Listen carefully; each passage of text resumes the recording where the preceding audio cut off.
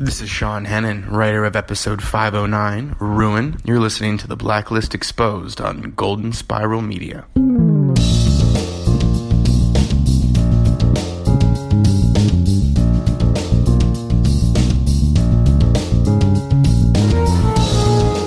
Rule 1 of survival in the wilderness, always carry laced peanut butter. Welcome to the award-winning Blacklist Exposed podcast. I'm Agent Troy Heinrichs.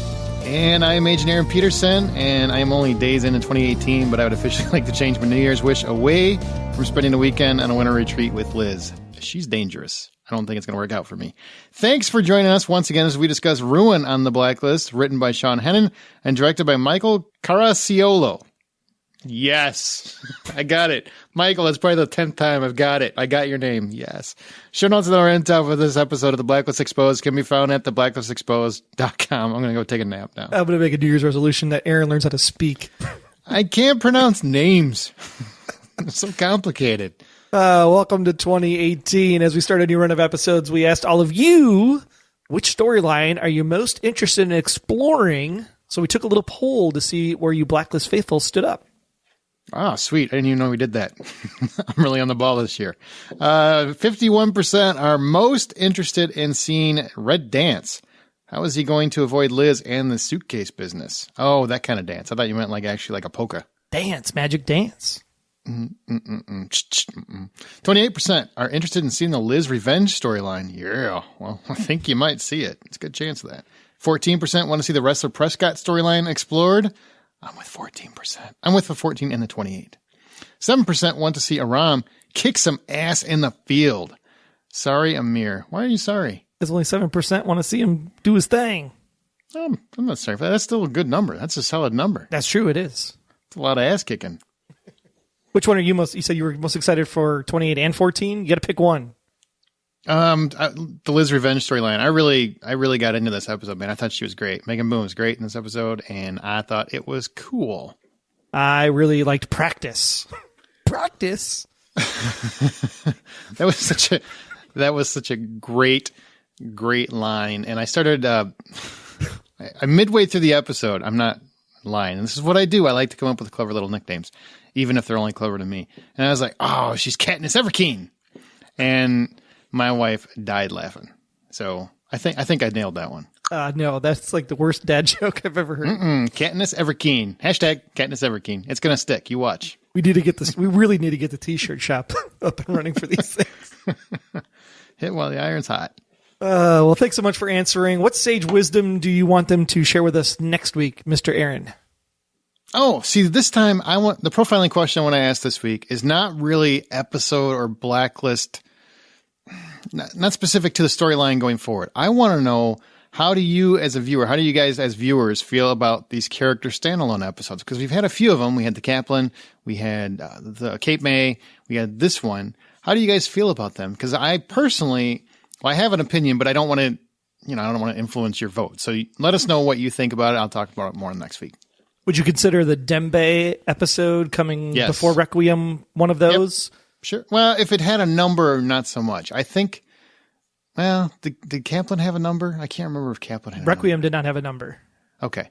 I think if it doesn't have a number, it's a specific character standalone episode. Okay. That's the way I would look at it. So the non-numbered episodes. Yes. Yeah.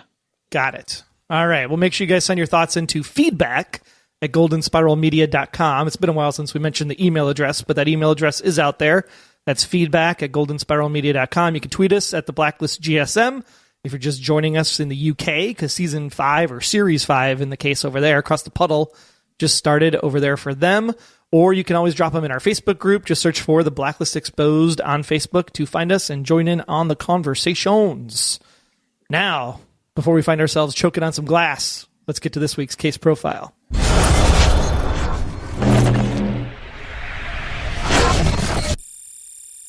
Yeah, can I just say that choking on the glass thing?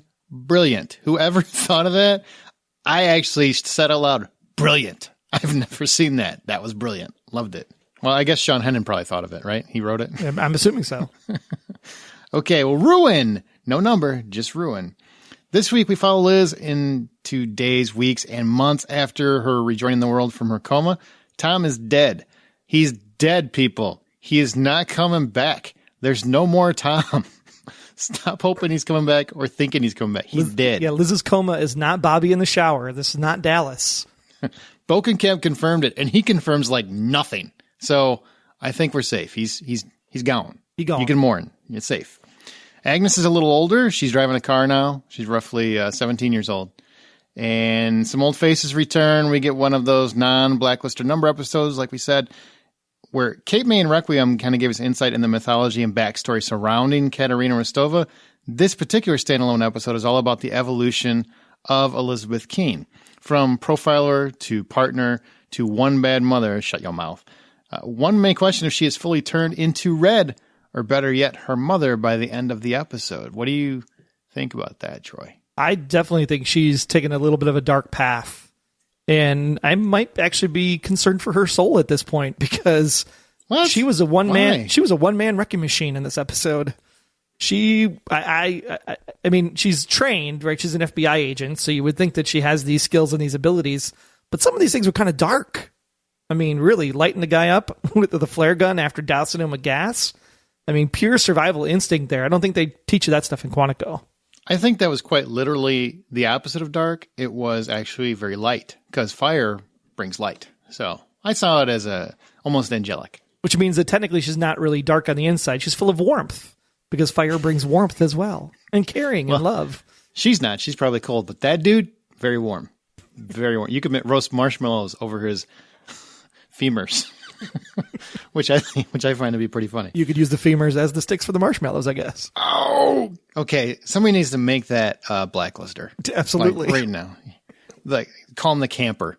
And basically all he does is he just roasts hot dogs and marshmallows using body part. I'm sorry. Camper. That's awesome.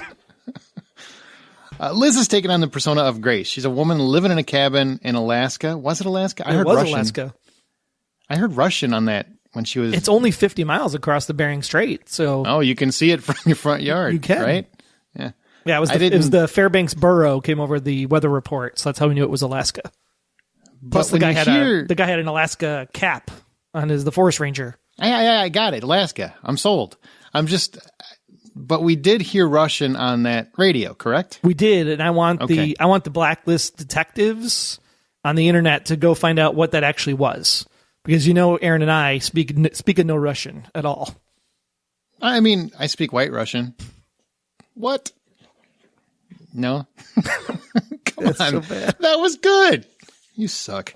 All right. Well, yeah, but anyway. I do want to know if that Russian speaking was actually something like a clue or just kind of hidden there in the background. And nobody's going to translate it. The internet detectives will most definitely translate that for us. You say the word clue, and I literally go into Tim Curry mode. No. And you had a letter, and you had a letter, and you had a letter. Okay. Anyway, she is alone in Alaska with a gun and a dog. I just want to, for the record, for the future, Liz shouldn't have any more pets. Agree. Just want to put that out there. It's not working out for them. What was the other dog's name? The one that disappeared? Hudson.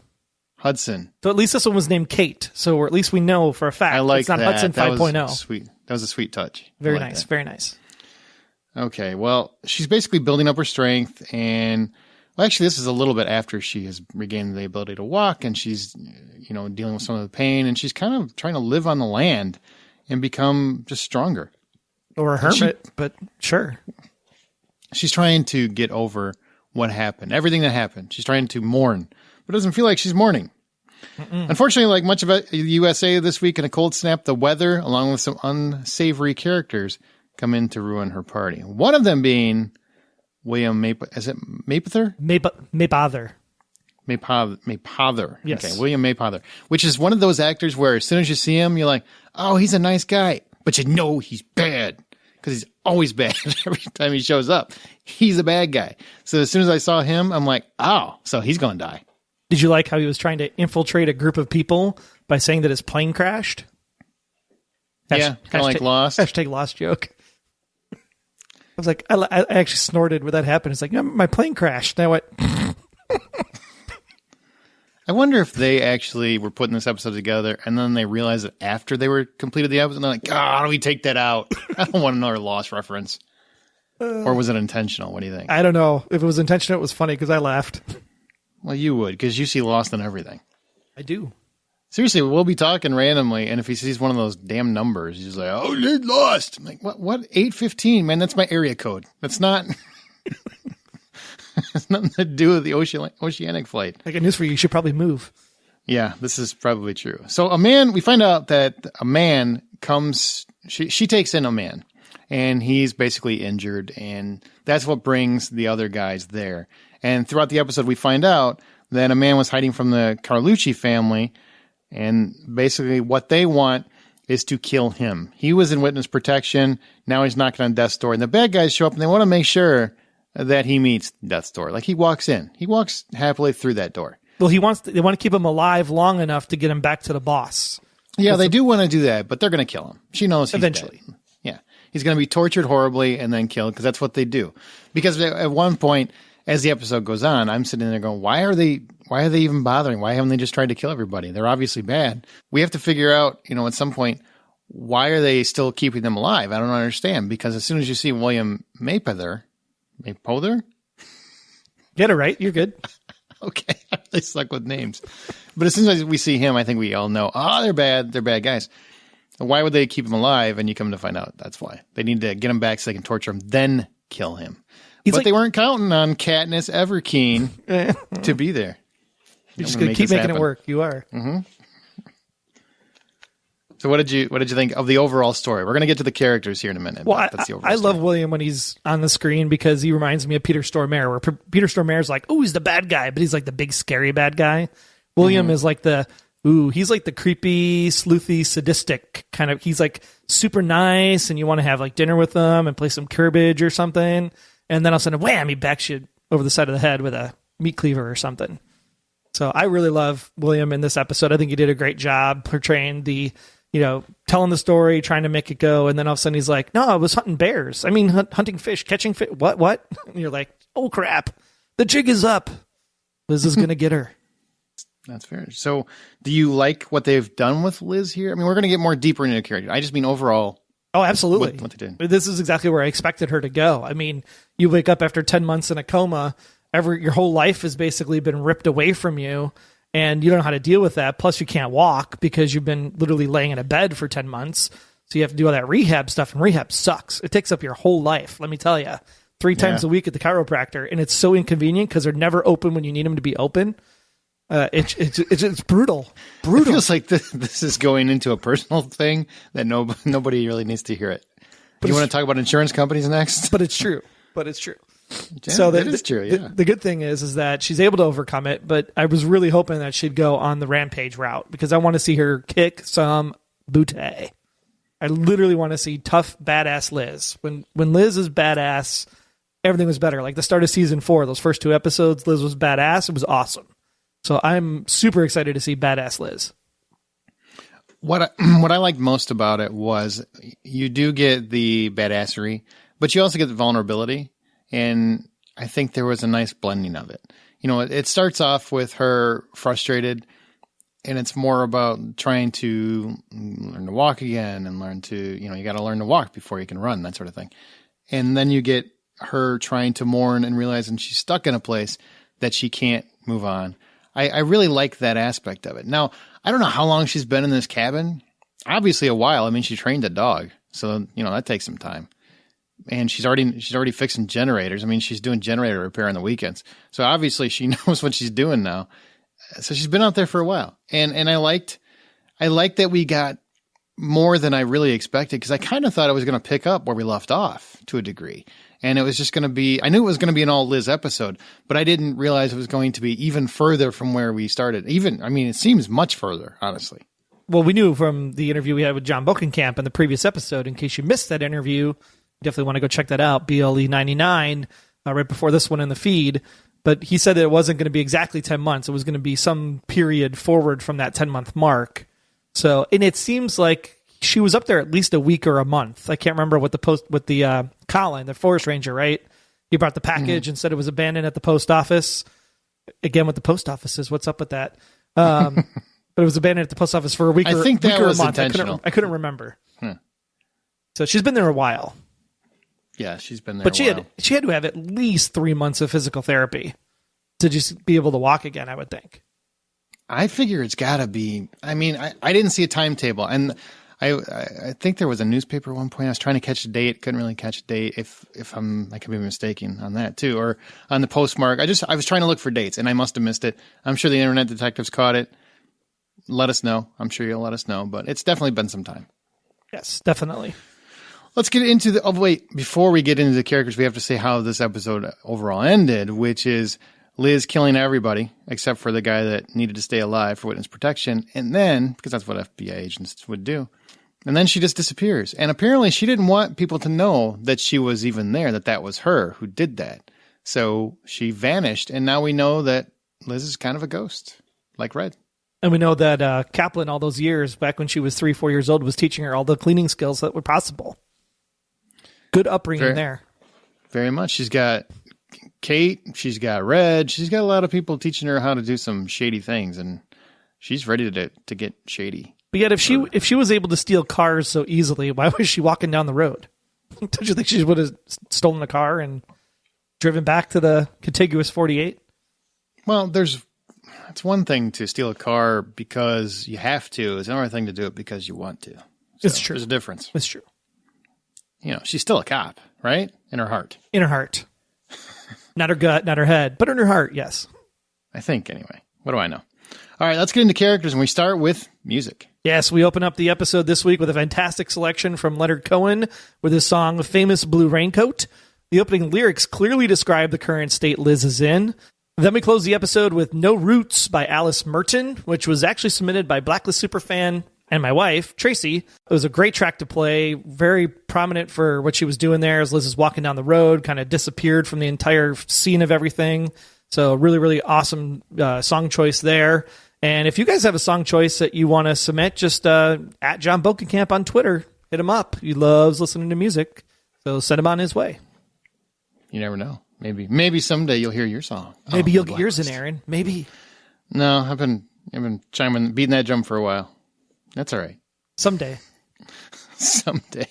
Oh, is it Westworld? Westworld's coming back. Wrong show. Okay.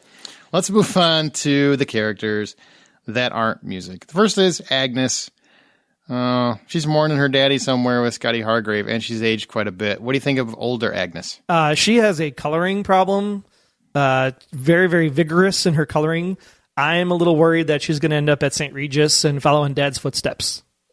Seemed a little psychopathic to me with her coloring skills. Wow, man. It's a kid. God, she just learned how to color. I don't think we jumped to psychopath because she went outside the lines, you OCD sumbitch. God. Poor kid. I'm starting to feel bad for Agnes now. But she's mourning Daddy because he's definitely dead. She knows it. Yep. I don't know. That's why she's so angry with her coloring. Like, damn it, they took my dad away. I'm going to come find you too. Oh, that would be cool if she helps Liz kill somebody. I'd be all right with that. Bring a toddler on a murder. Why not? We've got Cooper Wrestler and Saram. Oh, yeah, I had to ask you, do you like this exit for Agnes, since I'm sure we will not see her no more on the show? Then she's going to be right off into the sunset with Grandmama. Oh, I think we'll see her. We just won't see her for a little while. Yeah, actually, I think it worked well. We're going to get to Scottie here in a minute, but I was surprised.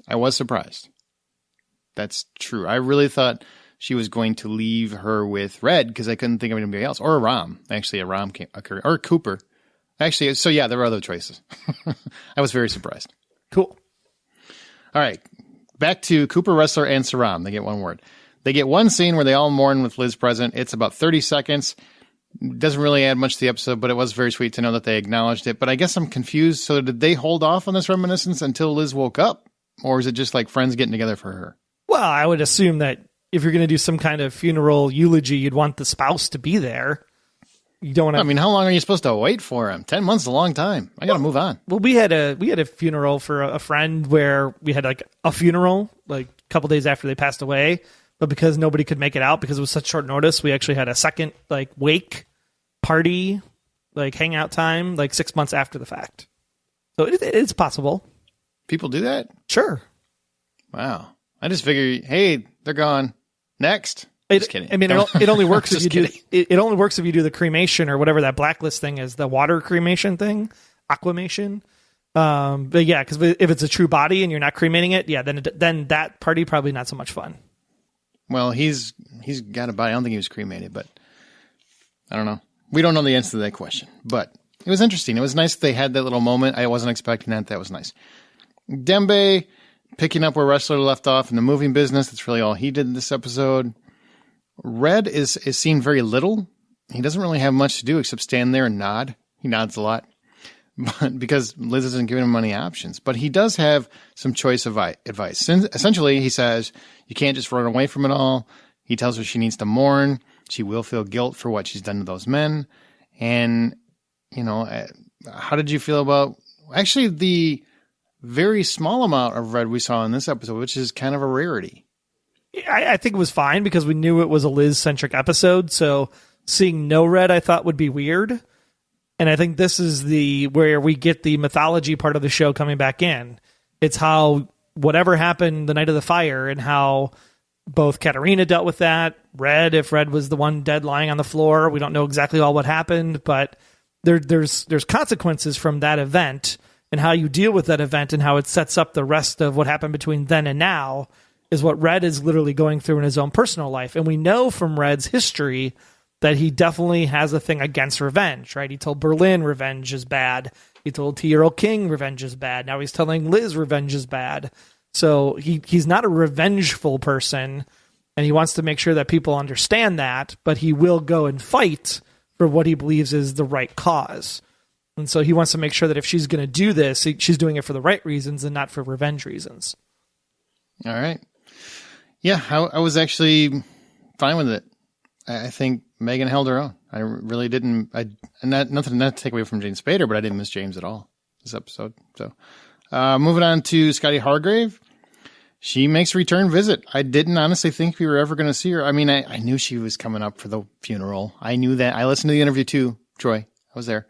But I didn't know to what degree she would be involved. And what I really didn't expect was that Liz would now trust her with their child. And apparently Tom was busy as hell because he testified, he went to court, cleared her name, all this other jazz. When did that happen? That happened between the finale of Redemption and the Redemption season that never happened. Okay. But didn't the Blacklist pick up right after Redemption ended? It did. So but we didn't remember. But remember, we didn't see Tom between the time Scottie went into jail at the end of Redemption. We didn't see Tom again until the season 4 finale. So there was another 7 episodes of time in there that the court hearing could have happened, and then the quantum computer could have failed or whatever it was. And if you have no idea what we're talking about, you have to go watch Redemption. I feel like that time frame was the same. I feel like Redemption occurred in the same space that those episodes of the Blacklist occurred, and that's why Tom came back at the very end. It feels like we needed to finish that plot line, which is fine. But I don't know when exactly Tom had time to do all his testifying. But I mean, he was bouncing around doing all kinds of Tom stuff. I mean, it works from an exposition standpoint. I think it's fine. I was just asking a question. Yeah, the bigger question though is if you were a Redemption fan, if Tom's testifying against Howard Hargrave and now Howard's in jail, Scottie's free, where does that leave Whitehall with the quantum computer? What is that still out there? Quantum computer is kind of scary, It'd be interesting to see if that comes into play somehow. Cabal steals it and starts up a new plan, 2022 plan or something. Was that just a Redemption plotline? It was just a Redemption plotline. Yeah, I'm moving on from that. I'm good. I don't need anything else. We're good. We're solid, people. But if you wanted to know why she was in jail and why she needed her name cleared, it was because of the events of Redemption, specifically. Yeah, no, I'm trying to figure out when he had time. Guy was busy. Apparently he was daycare. He was Mr. Assassin. He was, Tom going to do a lot of Tomming. You can a lot of Tom. Bring the baby to court, I guess. That's probably what happened. Do you want to see Scottie come back? I guess it would depend on what the storyline would be. Scottie and Red working together, which I think could happen based on the events of this episode in Ruin, and how she was like, you're going to leave her with that woman that shot up your wedding. So Red still has some baggage there or whatever, but they've worked together before in the past. So I think there could be a potential team up of Scottie and Red if the right story were to align to allow Scottie to come back into the fold. But on the other side of the coin, Liz specifically said, can you protect her from your world? And so from that regard, you would hope that she would take care of Agnes so that she wouldn't be brought into the fold and be part of the story. In which case, then, yeah, I don't want to see Scottie again because then she's holding her end of the bargain up for taking care of Agnes. Okay. Well, we had William Mapother show up. That's Tom Cruise's cousin, if you didn't know. Huh? Not many people knew that. The hair gives it away. What? How does the hair? It's a cousin. He's not like his brother. Well, it's the same gene pool, somewhat. Oh, you're just so strange. And since he's always a guy you can't trust, I immediately couldn't trust him. So as soon as I saw him, I'm like, well, he's obviously lying. There's nothing. There's not one thing that I believe from this guy from this point. I feel bad. For him and Peter Storm, I feel bad for those guys. Like they walk on screen and it's like, oh, they cast that guy. Yep, I know where this is going. Show's over. Like, does it ruin the episode when you see that happen? Yeah, but I don't feel bad. I mean, I really like him as an actor. I think he's a fun actor to watch. He's good at that. He's good at disarming. Now, I think if I'm someone who doesn't watch a lot of TV and am not immediately familiar with his work, he would catch me off guard because he's very good at being natural and nice and kind. He's probably one of the sweetest guys in the world you meet in person. He's just very good at that. But he's also good at playing a dark SOB. He just does it well. I just wonder if Sean is like, oh, you cast him, everybody's going to know my twist. I doubt it. I think everybody kind of knew that was coming. I mean, I don't think that was a big twist, really. No.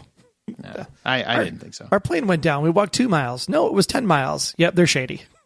Yeah, I know the difference, man. I've walked. So the difference between 2 and 10 is remarkable. It's not even a little bit. I got news for you. I walked 2 feet to the end of my driveway and fell over into popsicles, like frozen solid.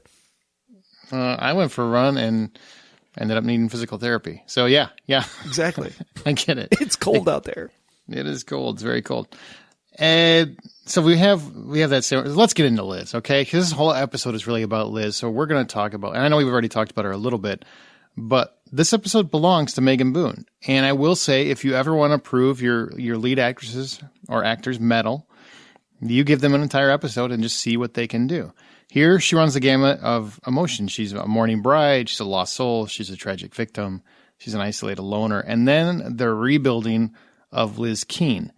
Did she prove her mettle? Well, I enjoyed more than even all of that, because that's kind of the progression you would expect to see happen. There was a lot of non-dialogue in this episode, and the things that Megan's able to bring to the character in those non-dialogue moments, just the way she looks at stuff or handles stuff or moves stuff around. I think she went in 100% with all of that. Same here. The one thing, I'm going to come to her, not her age, she doesn't need my help, but it's one of those things where I feel like James Spader kind of gets a pass on a lot of stuff. You know, I really don't think, because he's a great actor. I am seasoned, not speaking. Right? Yeah, he's been around the block. I don't like seasoned, because as somebody that's already, I'm getting up there. I don't like that word. All right, he's a very talented actor and accomplished. There you go. Bam. So he walks into a room, he immediately has your respect. And then you have newer actors that are less accomplished or less seasoned, that are coming up, and they have to prove themselves, and they have to stand against greats, and that can be hard to do, and it can be easy to do. It really just depends. And I've always enjoyed Megan's performance. I've always enjoyed her performance as Liz Keene, but I always feel like she gets a raw deal because she's playing the character as she's been given it.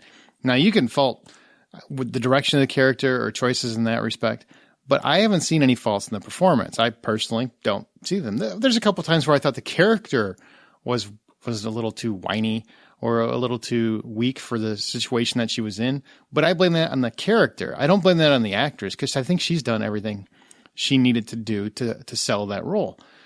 Now, here, she finally gets her own episode. Now, she's been a part of the Blacklist from the beginning. She is the lead actress, but she hasn't really had her own episode. It's kind of always, well, what's James Spader doing? You know what I mean? Mm-hmm.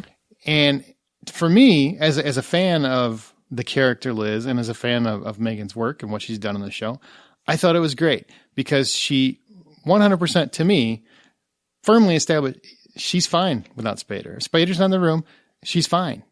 She does a great job. She did a great job. I thought it was a phenomenal episode. I honestly didn't need anybody else in the episode. I would have just watched her in the woods and that whole thing play out. and the backdrop with her going through physical therapy and all that other stuff. It was a great episode, and she did a phenomenal job, and she carried that whole episode, just knocked it out of the park as far as I'm concerned. Yeah, I mean, you could have extended this to 90 minutes or whatever you wanted to call it. It could have stood alone as its own cinematic feature. I mean, it felt very cinematic, film-like versus television. And I think it really was interesting to see how she was able to play all those different variations of, grieving widow to, a mother who has to give up her child, all the way to, I got to survive out here in the backwoods of Alaska. And then, oh my gosh, there's these guys camping out in my house just because they saw my smoke on. So, survival tip number 1, put your fire out before you go for a walk. And the hardest part for me is, okay, really got to work hard to convince me that a mom's going to leave her daughter and go off to live in the woods. I'm going to have a hard time buying that. But I bought it. By the end, I bought it. I understood, and I got where it was coming from. And like you said, that one moment practice, and I'm like, she's Billy Badass. So she went through like a whole cyclical evolution in the episode, and I feel like she never seems to get any credit. So I just want to make sure and just go off on her a little bit, because I think you got people that are really down on her should just cut her some slack. She's great. Yeah, and kudos to Megan. She was on the Today Show this morning before the episode aired, and she was saying how her and Ryan this was like their first big thing, and to be able to go 100 episodes and see the evolution of both of their characters. I mean, Ryan was phenomenal in the stuff that he was bringing, especially playing all the different faces of Tom Kane. I like Megan better, but that's cool. Yeah. I like the character better. I just, me, I haven't really been a fan of Tom.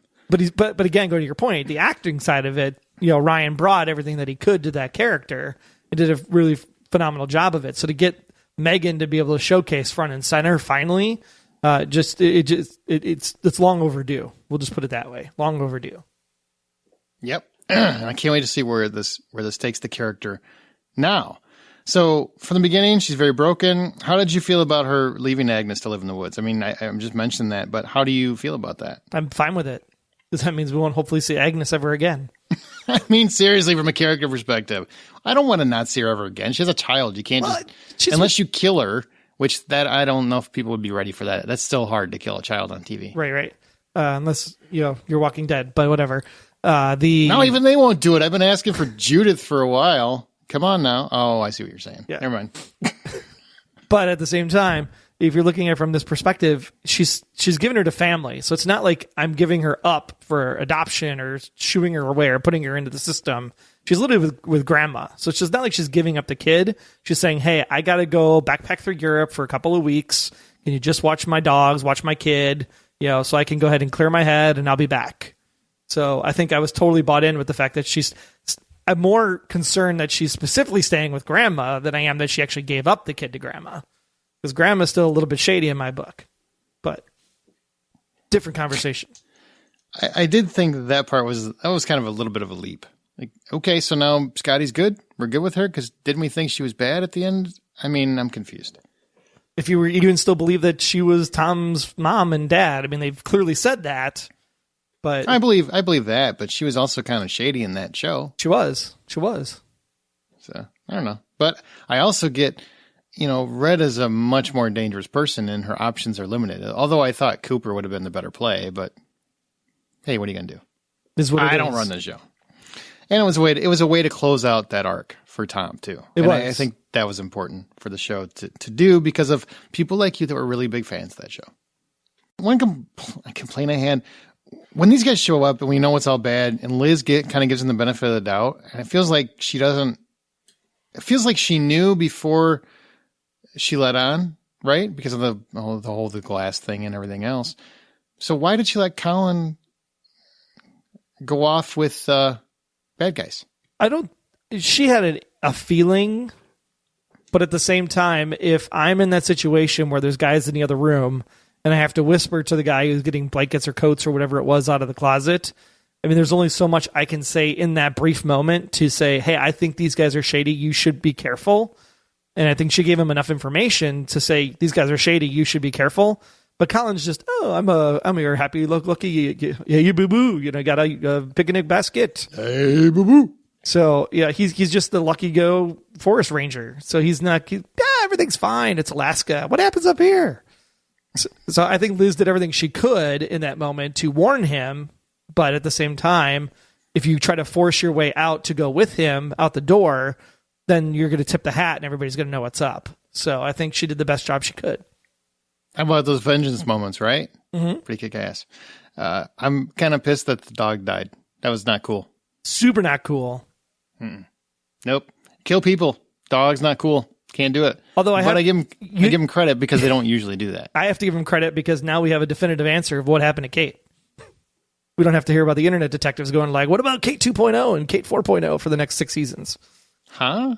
Well, they complain about Hudson. Like, what happened to Hudson? Oh, yeah. Okay. They were like, yep, we're killing Kate. It's over with. Wow, how many times can you kill Kate? That's really what I want to know. Stop killing. I'm going to feel bad if anybody else pops up on the show named Kate. They're dead. Yeah. They don't even make it in animal form here.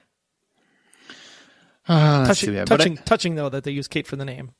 Good choice. Yeah. Good choice. Very, very sweet. Very sweet. Okay, but by the show's closing, Liz is aiming for revenge. Do you want more bloodshed at the hands of Liz Keene or Katniss Everkeen, or do you want her to get back to blacklisting? No. Kill more people. It's awesome. What about the fact that she's an FBI agent? That doesn't bother you? She wasn't an FBI agent here, was she? Did she turn in her badge to go hide in the wilderness or take a leave of absence? Are you still an FBI agent if you're on a leave of absence? I don't know. We need an FBI person to tell us. It's that Family Medical Leave Act, right? FMLA. Exactly. Yeah, she's on FMLA. F my life, assholes. Sorry. That's exactly what I was doing in my brain. It's like, what can I come up with that would be cool? Yeah. So I don't want her to go back to black. I want some kick-assery. I want it to keep going. Just keep kicking some ass and burning people up, lighting them on fire. I think that would be great. Just do some more of it. You know what I want her to do? This is true of me because I'm pretty savage. I want Liz Keene to go so far dark, even Red is scared of her. Ooh, that'd be interesting. Mm-hmm. Not in that way, where he's worried about her and, hey, I'm worried about where you're going. It's a little shitty. I want him to be physically frightened of her. I want Red to actually be worried of what she's going to do to him because technically Tom died because of his bones. Right. Then that's the interesting story, right? That's the one that everybody voted on that they want to see is how's he going to dance about, hey, this is actually my fault that Tom died in a way. So I think, if I'm Red, I'd be super worried that if she ever finds out the truth, what she could do to him, ooh, scary time. Yep. That's what I want. That's what I want. Now, there are only 2 characters, right? Ian Garvey and his sidekick, the big guy. Those are the only 2 that made it out of the apartment, if I remember correctly, because the other 3 were killed by Red when he came in with the gun. Right. So really, I'm sure you're going to see both of them. Yeah. So there's really only 2 quote-unquote blacklister type people that she could be hunting down. So it'll be interesting to see what she has to do or who she has to use in order to make that round in order to get to Ian Garvey eventually. And what episode was it? Was this 97 or 98? This would have been 509, so this would be 98. 98. So 2 more, and we're at 100, right? Yes. Ooh, we got some cool stuff when we get there. You guys are going to hear some cool interviews, including Megan Boone and Jane Spader. So don't miss that. That's going to be on the podcast, and you're going to love it. It's great. I think it's time. I think we can move on. So we will be right back with Liz's Linguistics right after this. You just wanted me to say that, didn't you? I sure did. Welcome to Smirk. Each week, one of our hosts will write a story with a specific topic in mind. After unraveling their tale, the fun begins as we identify and launch into a spirited discussion on the author's topic. It's a meshing of creative storytelling, realistic discussion, and a healthy dose of humor. Be sure to subscribe to Smirk on your favorite podcast app. And visit our website at smirkpodcast.com. This is the show that looks at truth, fiction, and reality with a smirk.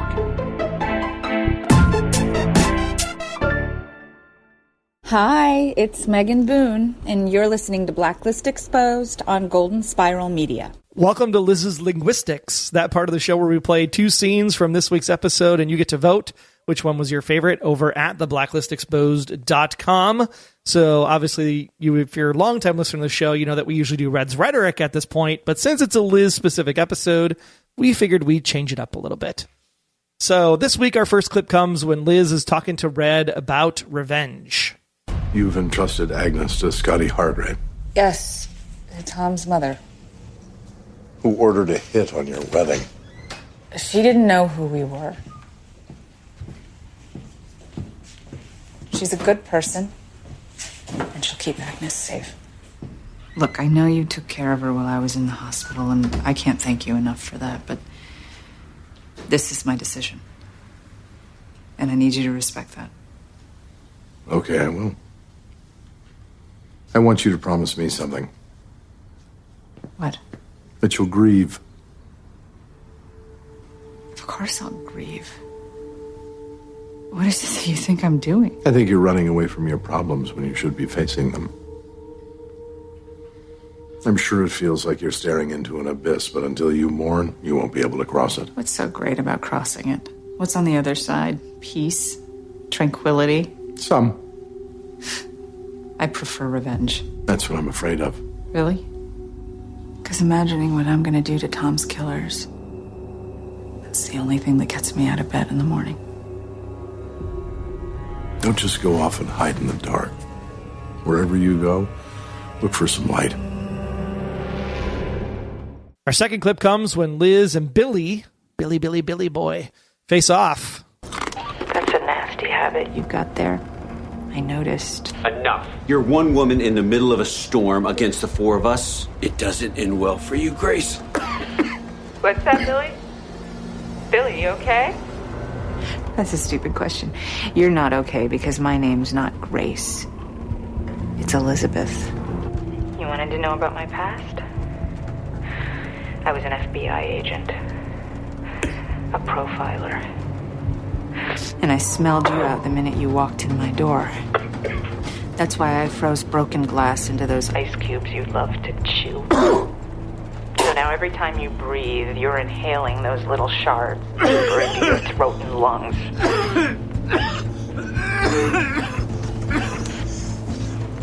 You're dead. No, Bill. For the first time, I'm feeling pretty alive. So if you want to come for me, you better come ready for a fight. Because you know what the four of you against me in the woods is gonna be? Practice. Which was your favorite? If you prefer to go after the bad guys, vote #LizRevenge. Or if you are ready to grab the bull by the horns, vote #LizAlive.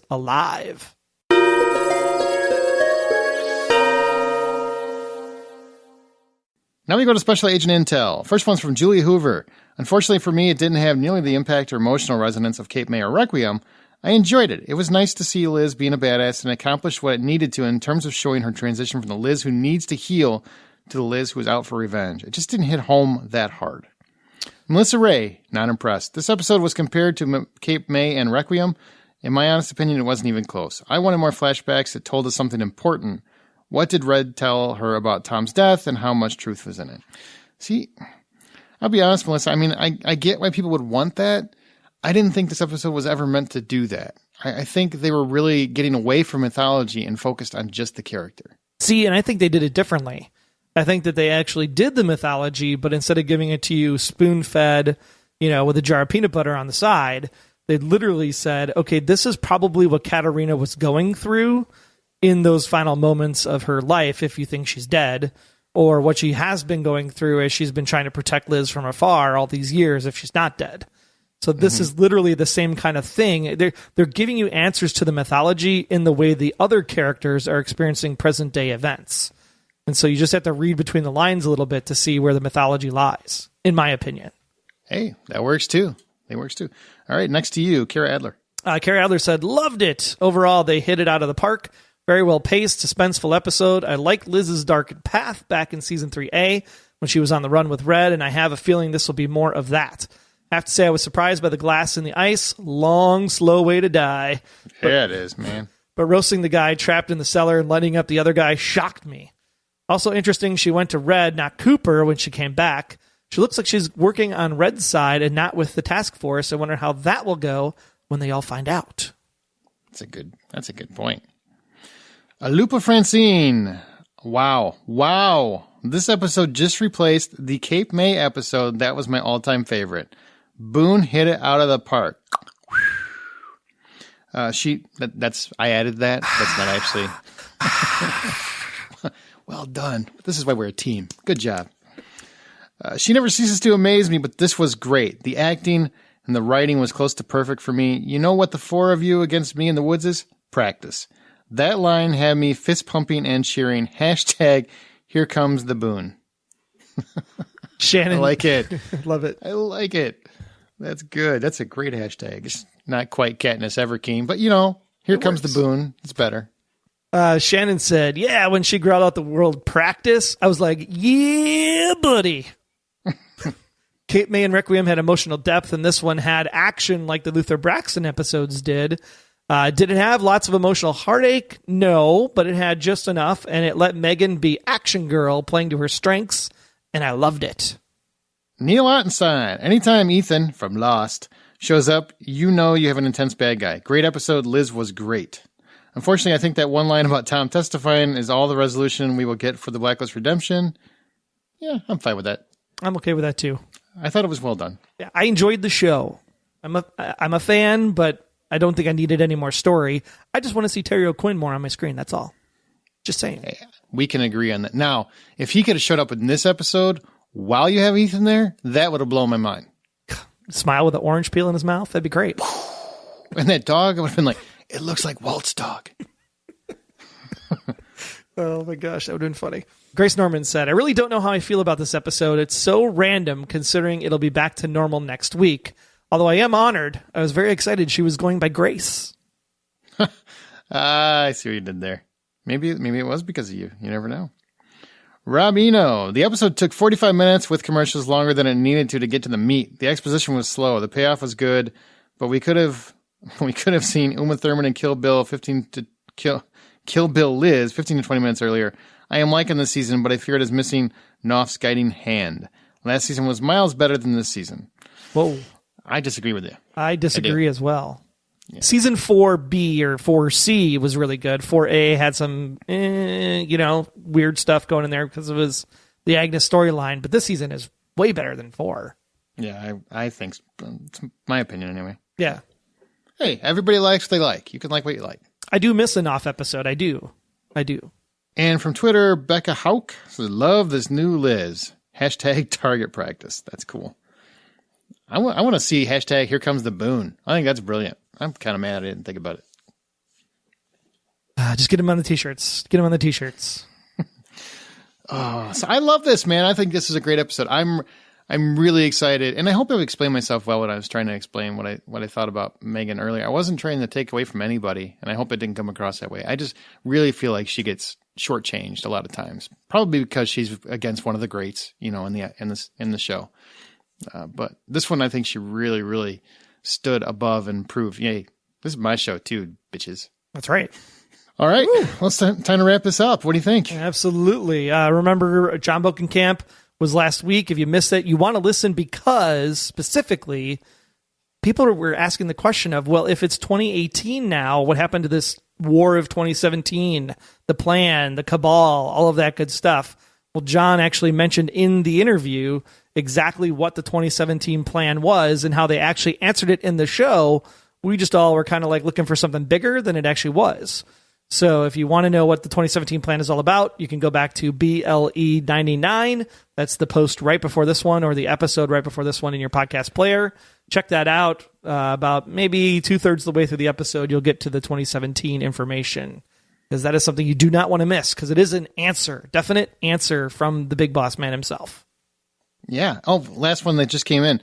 Judy Flynn. Enjoyed Megan very much in this. I always loved James and missed him, but I love how she got her practice in. Oh, that's a way to wrap it up. You're gonna have the two memes back and forth, like NFL practice versus Blacklist practice. It's pretty cool. Practice. Very cool. Great job, everybody. That was a really fun episode and a way to kick off this portion of the season. What are we calling these? 5B? I don't know what the hell you call it. The pre-Olympic episodes. How's that? Well, yeah, we should probably say that for the 100th episode, we still do not have an air date officially from NBC via press release. So we can assume when it's going to hit, but you know what happens when you assume. So no official date yet on when the 100th episode will drop. But as soon as we know, we will let you know for sure. No, what happens when we assume? Please explain. No, I'm good. We already know you're an ass. What about for the kids? Like Agnes, that's probably listening because now she's officially old enough to listen to the podcast. That's right. Because she's a grown-ass woman. All right. That's going to conclude this episode. Be sure to follow us on Twitter at The Blacklist GSM, where we live tweet during the East Coast feed, and we use the show's hashtag The Blacklist. True story. I was live tweeting this past episode, and I got so caught up in it, I forgot to do it for like the last 20 minutes. True story. Never happens, but true story. Well, that's because Liz was kicking ass for the last 20 minutes. It was kick-ass, man. We're just going to say kick-ass at least 100 times in this episode, apparently. Well, and it's a true story. Like when we do these podcasts as fan podcasts and we're tweeting along with the show, if you don't see tweets from people, it's because the show is that good and you're so engrossed in it. Because that's, if you see a lot of tweets happening, you kind of go, oh, maybe this episode wasn't such a good one. I usually try to wait till around commercial breaks because it's easier that way. It is. It is. I am somebody who likes to focus, but I always watch it twice anyway. So, well, if you're like, that Twitter stuff really sucks, I don't understand it. Well, then you can follow us on Tumblr, Instagram, or Facebook. We have a Facebook group. Just search for The Blacklist Exposed. Talk about the show, the podcast, or your favorite survival technique. You can also subscribe to the podcast on Apple Podcasts, Google Play Music, or your favorite podcast player of choice. You can even listen from the website. But if you're really on the go, make sure you download our app for iOS and Android, powered by Spreaker. You can also find all the intel and analysis about this episode for Ruin by visiting theblacklistexposed.com. Before we head out, I do want to say, if you're a fan of Troy's, his last Packers fan podcast episode should be up by the time you hear this, if you're a Packer fan. And I just started I was supposed to say it for you. You said mine. I should say yours. Oh, well, yeah, I'll listen to you. Go ahead. Tell me how cool I am. If you guys are really super excited for something super, super fun in 2018, Aaron has started up a whole new podcast where he's going to tell stories. So if you really wanted bedtime stories with Aaron, this is the total podcast for you guys. It's called Smirk. So you can find it at smirkpodcast.com. I highly recommend you subscribe. He's doing it with two amazing people that he helps shape their, views of the world. And I think it's really fun. So check that out, smirkpodcast.com. Yeah, it's a lot of fun. Basically, short story that we create, original short story, and then we discuss whatever the main moral or topic of that story was. We've already had a couple of them, and it's turning into something fun. So I hope you guys check it out. Big thanks for listening, guys. But remember our profiling question of the week, which is, how do you guys feel about these character standalone episodes? What's your honest opinion of them? Do you not like them breaking up the monotony of the numbers? Or are you like, man, I need my numbers. I need my blacklist. I need my character moments. I need it all. Where do you stand? How do you feel about them? That's what. It certainly throws me off when I try to type up the blog post. I'm like, well, it looks really plain up there. Well, big thanks for listening. We're going to head out of here. Once again, guys, thanks so much for listening. I know we've rambled on and we've been all over the place. We haven't done this in a couple weeks. Several weeks. What was it? December? Yeah, and we wanted to get this one out super early for you guys because it was such a big episode. So we'll be back on the normal schedule next week. So thanks so much for listening, and we'll see you then. Yeah, I feel like it's been a whole year. Until next time, I'm Agent Troy Heinritz. That's at Troy Heinritz on Twitter. And if you want to learn more about me, just visit, about.me/Troy Heinritz. And I'm Agent Aaron Peterson. You can hear me talking about movies and TV on the Hollywood Outsider podcast, as well as Remake This Movie Right. We are available at thehollywoodoutsider.com or on Twitter at 5popcorn. Be sure to subscribe, download the app, submit your feedback, but most importantly, keep yourself off of the Blacklist.